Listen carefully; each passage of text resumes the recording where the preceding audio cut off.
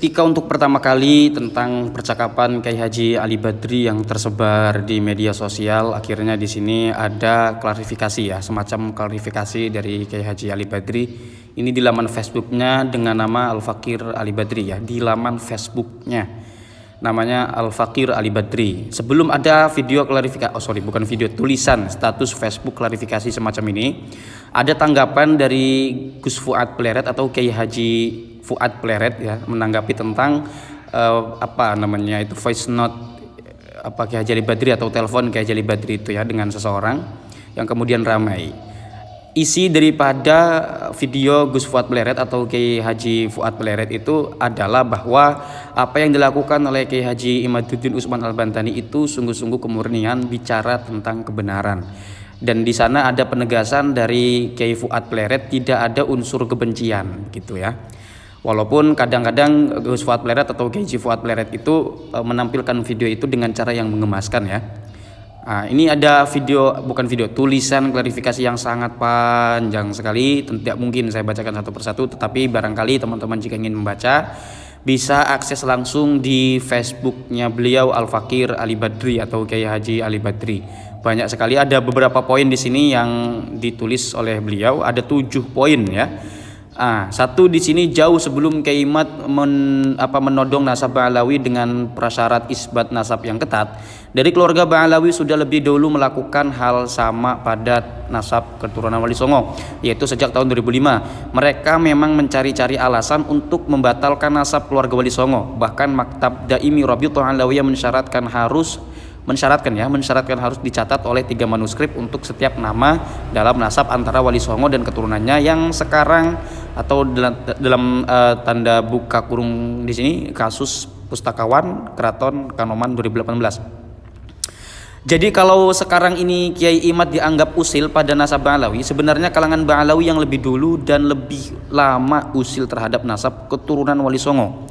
Kemudian di sini di poin 2, menurut saya untuk menyudahi atau menurunkan tensi konflik ini, pertama-tama RA mesti meminta maaf kepada keluarga Wali Songo atas pembiarannya selama ini terhadap tindakan zalim para oknum habaib kepada keluarga Wali Songo. Fatwakan bahkan apa yang mereka lakukan itu adalah dosa kezaliman.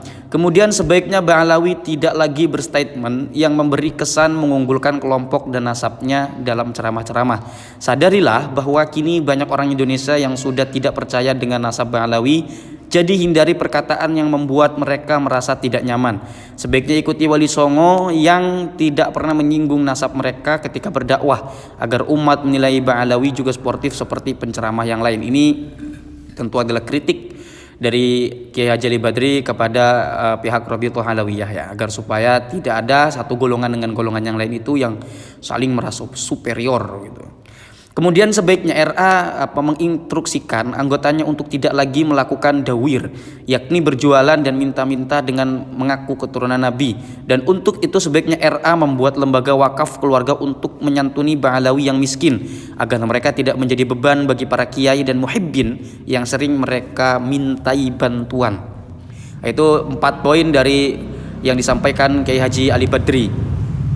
Kemudian ada yang kelima, ini menurut Kiai Haji Ali Badri ya, artinya ini ketika saya menyampaikan di sini menurut perspektif dari Kiai Haji Ali Badri beliau ini ya. Kemudian kita lanjut ke poin yang kelima. Ini menurut Kiai Ali Badri, setahu saya penelitian nasab Ba'alawi akhir-akhir ini dipicu oleh kecurigaan terhadap oknum yang dianggap tidak layak menjadi keturunan Nabi karena akhlaknya buruk.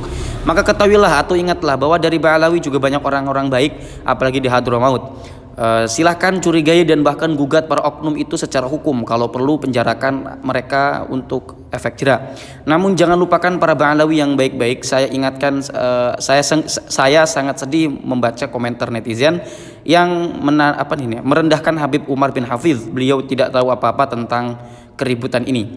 Sekalipun di sini ada hal, mungkin ada catatan yang perlu diketahui bahwa penelitian soal nasab dan tentang bagaimana perilaku atau sikap seseorang itu adalah 2 hal yang berbeda menurut saya.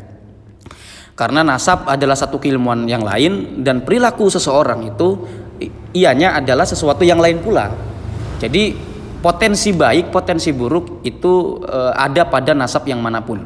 Jadi baik nasab A sampai nasab Z itu semuanya berpotensi baik, semuanya berpotensi buruk gitu ya. Kemudian yang keenam, tes DNA. Saya tidak menolak DNA, namun untuk saat ini saya belum meyakini kesempurnaan akurasi hasil tes DNA. Bahkan menurut DR atau Dr. Sugeng, haplogrup O juga tidak mungkin keturunan Bani Hashim dengan garis pancer laki-laki, yang artinya semua keturunan Wali Songo yang haplogrup DNA-nya O batal sebagai garis pancer laki-laki. Ditambah lagi dengan kerancuan yang ditemukan oleh tim saya yang telah memiliki puluhan sampel DNA keluarga Wali Songo. Sains dan teknologi terus berkembang. Kita tunggu saja perkembangan berikutnya. Saya yakin pula para ulama sedunia tidak akan menolak sains. Ini ungkapan yang saya pikir di tengah-tengah ya dari Kiai Haji Libadri tentang DNA. DNA ini kan sebetulnya perlu ada wacana lebih jauh ya, ketika banyak sekali orang bicara tentang DNA. Artinya di sini para pakar DNA atau orang-orang yang pakar biologi, wabil khusus dalam ranah genetik di sini, agar supaya berbicara di publik para pakarnya. Kita tahu sudah ada Dr. Sugeng yang sudah sangat yakin sekali tentang bagaimana kerja genetik ini, kerja DNA ini, gitu ya. Kemudian di sini ada poin 7 mengenai nasab Wali Songo ke atas. Sampai sekarang di kalangan keluarga Wali Songo sendiri masih ada perbedaan. Ada yang memilih versi Azamat Khan Ba'alawi, ada pula yang memilih versi Al-Khazim dan Al-Jilani. Maka untuk saat ini saya memilih untuk mengajak kedua belah pihak agar saling terbuka dan bersedia untuk diskusi, jangan saling merendahkan pilihan orang yang lain. Misalnya dengan mengatakan bahwa orang yang berbeda itu bodoh dan sebagainya. Mempelajari nasab itu untuk menjalin silaturahim dan saling sayang. Kalau mempelajari dan meyakini sebuah nasab tertentu menimbulkan keretakan hubungan, berarti ada yang salah di dalam niat mempelajari nasab itu. Semoga Allah membimbing kita semua agar dapat memberikan hati dari hawa nafsu, membersihkan hati dari hawa nafsu untuk menjemput cinta Allah, cinta Rasul dan cinta sesama. Amin, amin ya Allah, amin, Allahumma amin. Doa dari Kiai Haji Badri harus kita aminkan, baik yang pro maupun yang kontra ya. Jadi dari semua